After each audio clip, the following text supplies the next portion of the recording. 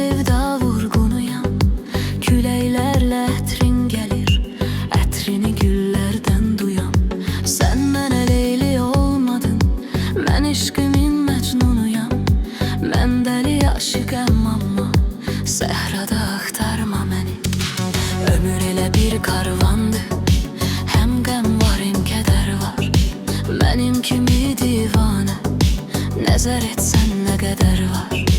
Ölmüşəm, neynirsən məni, məndən xatirələr var. Arada bax gülən şəklimə, sal yada axtarma məni. Arada bax gülən şəklimə, sal yada axtarma məni. Yağanda yağışa baxma gülüm, damlada axtarma məni. Nə yerdəyəm mən, nə göydəyəm mən, dünyada axtarma məni.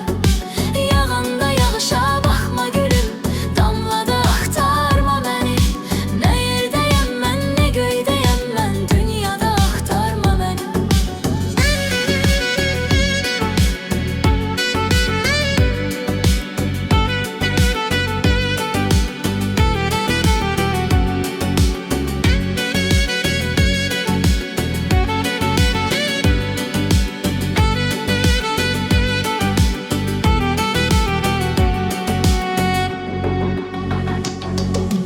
Üzbəüz bildiklərim dönüb olacaq düşmənim.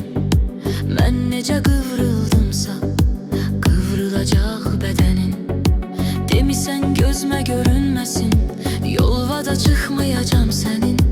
Yuxuvada gəlməyəcəm sənin, rüyada axtarma məni.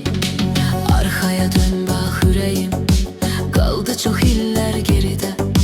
Bahar görmədi ömrüm, qoydu fəsillər geridə. Bizdən xatirə qaldı o keçən günlər geridə. Məhv elədiyin illərdə vərbada axtarma məni.